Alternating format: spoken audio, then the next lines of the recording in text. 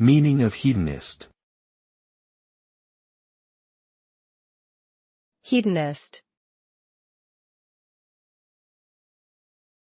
Hedonist.